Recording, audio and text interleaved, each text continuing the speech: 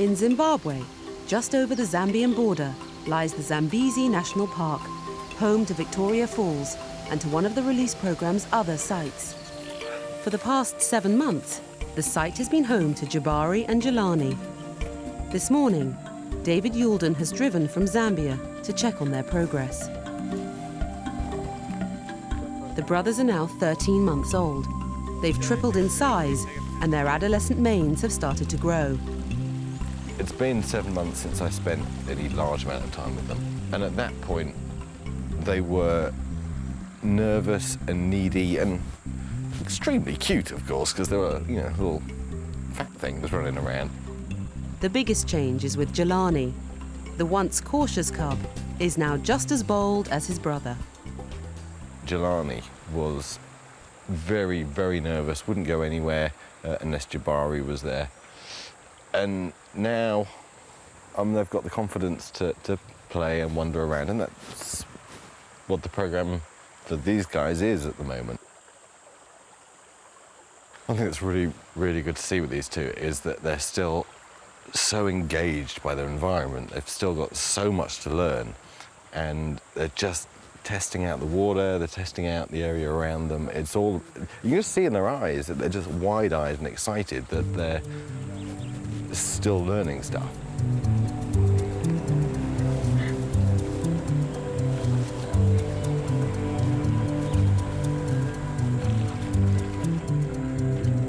Good boy. The brothers have continued to develop their skills. In the wild, lions often climb in search of a high vantage point to look for prey. When the brothers were small, they weren't the most natural climbers. Jelani was a cautious cub, but over the months, he's mastered the skill. While brother Jabari can be overconfident. Still not the best climber, but they're just having so much fun.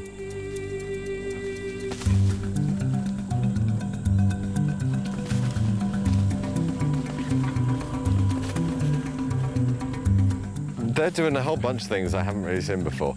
Lions don't usually jump out of trees.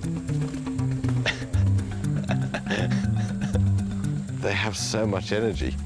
For two males, again, that's slightly unusual. Normally you get one that just plonks, and the other one's got a bit more oomph about them. But to have two males with this amount of energy, I mean, really, they're young boys. They're growing up.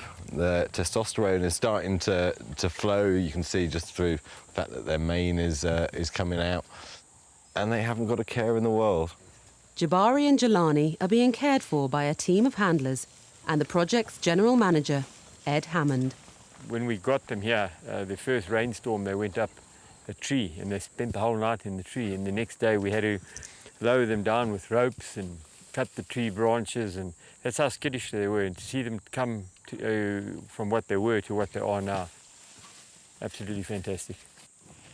At the point when you're working with a set of lions and you have to hand them over to another team, of course you trust that team because you know that they've looked after lions before, but it's always, it's always that little kind of, to come here and see that they are looking so good and getting everything that they need.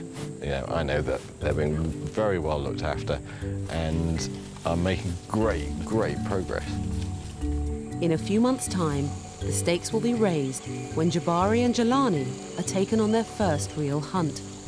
In time, the brothers will have to learn that the life of a lion is much more than fun and games. Confident that Jabari and Jelani are in good hands, David continues on his road trip.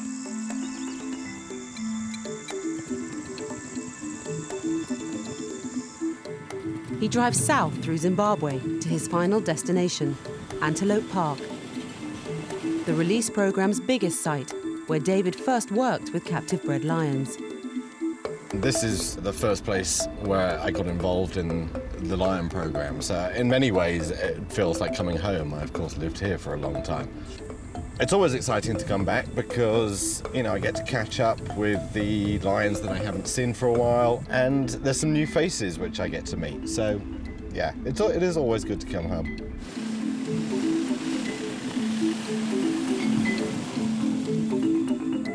3,000-acre wildlife reserve is home to more than 80 captive-bred lions and to the human handlers who encourage them to develop their natural instincts. Out in the African bush, the lions learn everything they'd need to survive in the wild. As the sunlight fades, David drives out with a team of handlers and gets the opportunity to catch up with some of the lions he worked with last year. 7 months ago, David witnessed an emotional farewell when brother and sister Sango and Swahili had to be separated because Sango was about to reach sexual maturity. Okay. To stop Swahili pining for her brother, she was moved to the other side of the reserve with 2 other females. Over time, Swahili started to bond with her new pride mates. Come on.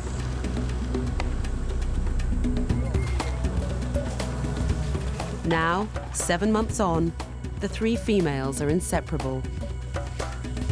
They are looking so well. Obviously a bit bigger since I last saw them, but yeah, they look absolutely beautiful. The 3 lions are now 2.5 years old, and they've learnt to work together. They've become excellent hunters. As a group, they have an impressive track record of more than 20 kills. Tonight, David wants to see their teamwork in action, so he's brought them out on a night hunt with lion manager Leanne Marnock. For these lions, in a wild situation, they would now start to take part in the pride's hunts. An important part of lion hunting strategy is where 1 or 2 will push game into the path of a waiting lioness, an ambush. And I've been told that these are getting quite good at it. As darkness falls, the females become focused on finding prey. In the wild, lions do most of their hunting after dark. They have excellent night vision, up to 6 times stronger than humans, and can track in the pitch black. We're just using the spotlight to see if we can see the eyes of any animals around here. All of our spotlights have a red filter. Basically, that stops it from blinding the animals. So the red lights for antelope and stuff, they don't basically see it. So we won't use white light because that gives an advantage to the lions. Come on. Swahili and her 2 pride mates lead the way.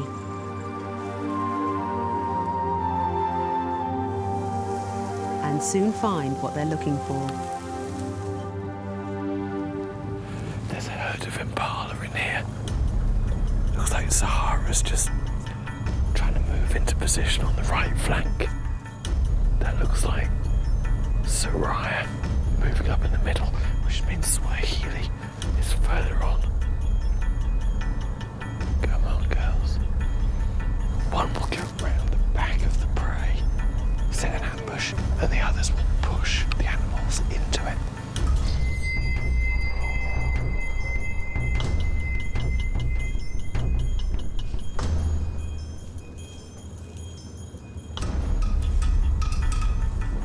Oh, it's in front.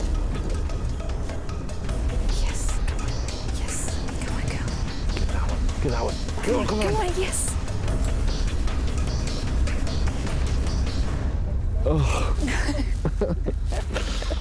Yes, some impala came out of the long grass right in front of them, but just too far in front of them for the lions to get up to speed in order to catch one. Good chase all the time. The females came within meters of a kill. The near miss is frustrating, but their luck is about to change. In Zimbabwe, night has fallen over the Antelope Park Reserve. 3 captive-bred lions stalk through the darkness. Swahili and her pride mates are on the hunt.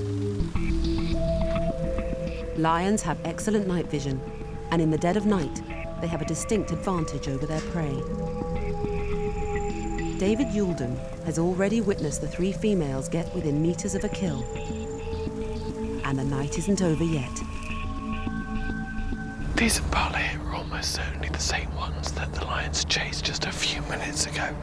Now that might work in the lion's favour, because the impala might already be tired, but equally, the lions might be as well.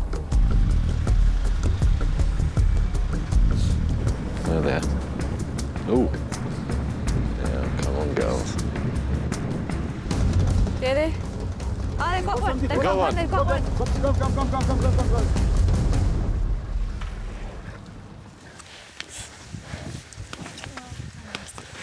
Right in front of me now is officially the most successful hunting group that the programme has ever produced. And the important thing there is that they went into this hunt exactly how you would want a wild pride to do.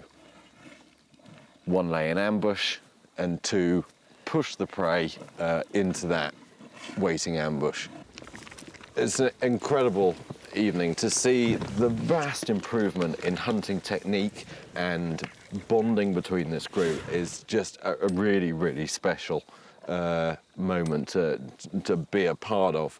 And I don't even mind the fact that I am utterly freezing right now. My voice is shaking because I'm so cold, but it doesn't matter, because these 3 lions are proving that they're ready. And I'm very, very proud of them. With her 2 pride mates by her side, Swahili has a promising future. And together, the 3 females have all the skills they need to fend for themselves.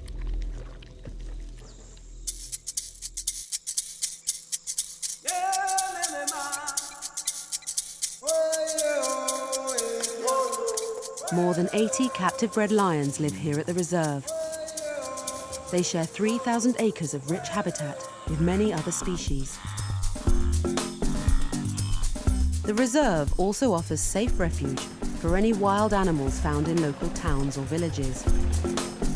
Today, David's been called in to help operations manager Nathan Webb release a rock python that was rescued by the Zimbabwe Parks and Wildlife Management Authority. We're just going to take it into the park. It's a natural environment, put it by a dam, just release it and see what happens. Of course, a dam's a good choice because they what? It's by water, and snakes don't need to eat very often, but they need to drink quite often. So at least it knows where the water is, and it can define its territory from there. Okay. And it'll always know where the water is. Cool. Well, I hate snakes, so I'm not going to pick this thing up. Okay. I'm going to come along and watch if that's all right. Cool. Yeah, shove it in the back. Okay, no problem. Every so often, an injured animal or an animal that's not in a place that it wants to be gets brought here, and of course this is a game reserve and has the perfect habitat for this snake to live out a very long and healthy life.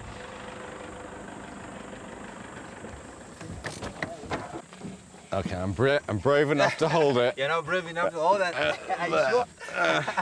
It's heavy, yeah? Okay. Can I give it back to you now? Yeah, He is okay. heavy.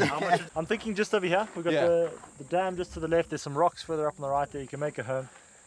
We'll take him away a little bit, just so everyone's at a safe distance. Yeah. Drop him down, jump away, and hopefully And you'll be free. he'll carry on into the bushes. This one isn't venomous. It can give you a really nasty bite. There's a lot of bacteria and it has sharp teeth. That's not great, but they don't spit like some of the other snakes around here. Oh, no, I don't want to do this bit. Yeah, see, he's got it right behind the head, there's bones. Watch it keep it. Yeah. That is a good-sized python. Ooh. It's not bad, eh? Why did you buy? But yeah, I mean, check these teeth. Yeah. Okay. The python is more than 3 meters long.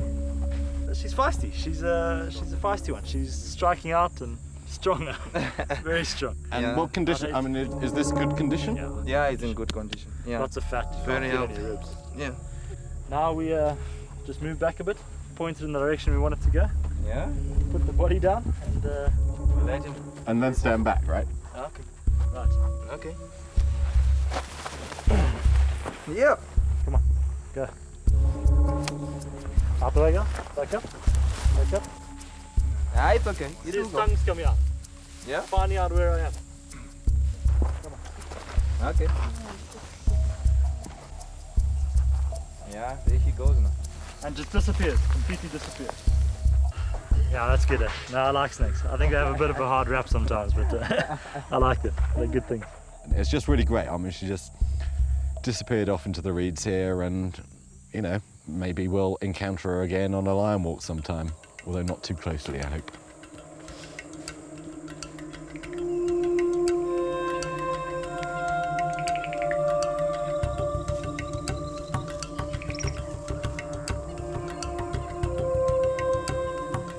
David's team of handlers work with lions of all ages. To make sure they get all the benefits of the pre-release training, most of the lions are born into the program and start their progress early. The youngest lions here are 3 cubs. 2 are females, Mika and Carly, who are 6 months old. They were born here as part of the breeding program, and they're confident and social. The 3rd cub is a male called Moyo. He wasn't born here, and in sharp contrast to the females, he isn't comfortable around humans. Right, here they are. The 3 cubs are being cared for by lion manager Leanne Marnock. She's brought David to meet them for the first time. Hello. Come on, babies. Come, Kylie. Now, I raised Kylie and Mika. Kylie was a bit skittish, but she eventually got used to us. Mika, she was always the most inquisitive one. She would always be around to see what's going on. Hey, you.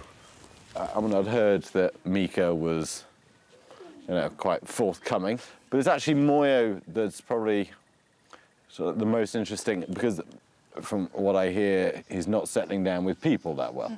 No. Don't worry. Hello. Oh, you are nervous, aren't you? Moyo's now 7 months old, and he's been here at Antelope Park for a couple of months.